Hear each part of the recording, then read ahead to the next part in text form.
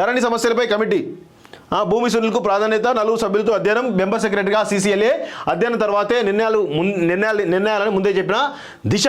So మొత్తానికి దీనిపైన ధరణి portal సమస్యలపై అధ్యయనానికి కమిటీని నియమిస్తూ ప్రభుత్వం ఉత్తర్వులు జారీ చేసింది. కమిటీలో భూ చట్టాల నిపుణులు NALSAR university professor Bhumi Sunil Kumar, Congress party Kisan cell నేత M Kodanda Reddy, retired IAS అధికారి Raymond Peter, special grade deputy collector B మధుసూదన్లు ఉన్నారు.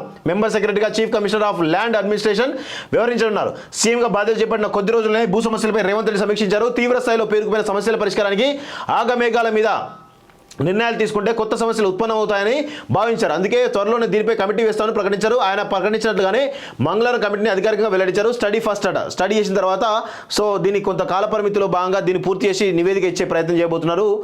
భూమిసులు ఏమంటారంటే తన సేవలను వినియోగించుకోవాలని ప్రభుత్వం భావించే సంతోషంగా ఉందని భూమిసులు పేర్కొన్నారు. ఇన్నాళ్ళుగా వ్యక్తిగతంగా రైతుల కోసం అనేక కార్యక్రమాలు చేశానన్నారు. ఇప్పుడు ఆ చేసిన పనులను చేయబోయే పనులకు సార్థకత లభించనున్నది.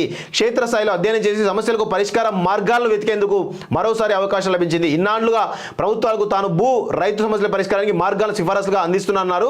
ఇప్పుడు అధికారిక హోదాలో చేయబోతున్న సంతోషం వ్యక్తం చేశారు. అలాగే కమిటీలో చర్చించడానికి డెమోక్రాటిక్ ఉండేందుకు నిపుణులే ఉన్నారని అభిప్రాయపడ్డారు. మొత్తానికైతే భూమి సునీల్ చాలా భూముల మీద చాలా పెద్ద ఎత్తున అవగాహన ఉన్నటువంటి వ్యక్తిగా మనకు తెలుసు. సో ఆయన ఉంటే కనుక చాలా సమస్యలు పరిష్కారమయ్యే అవకాశం అయితే కనబడతా ఉంది వాస్తవంగా.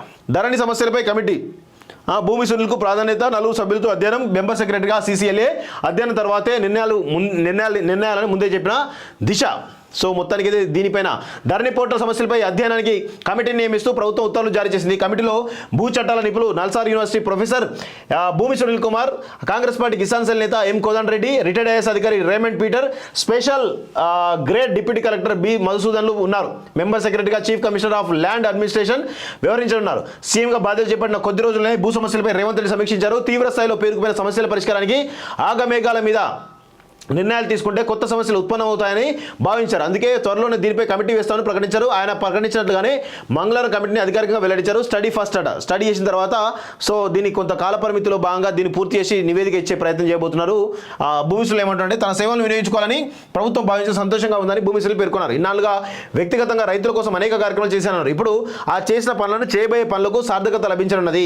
క్షేత్రస్థాయిలో అధ్యయనం చేసి సమస్యలకు పరిష్కార మార్గాలను వెతికేందుకు మరోసారి అవకాశం లభించింది. ఇన్నాళ్లుగా ప్రభుత్వాలకు తాను రైతు సమస్యల పరిష్కారానికి మార్గాలను సిఫారసులుగా అందిస్తున్నారు. ఇప్పుడు అధికారిక హోదాలో చేయబోతున్న సంతోషం వ్యక్తం చేశారు. అలాగే కమిటీలో చర్చించడానికి డెమోక్రాటిక్ ఉండేందుకు నిపుణులే ఉన్నారని అభిప్రాయపడ్డారు.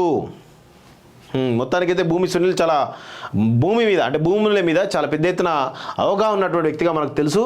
సో ఆయన ఉంటే కనుక చాలా సమస్యలు పరిష్కారమయ్యే అవకాశం అయితే కనబడతా ఉంది వాస్తవంగా.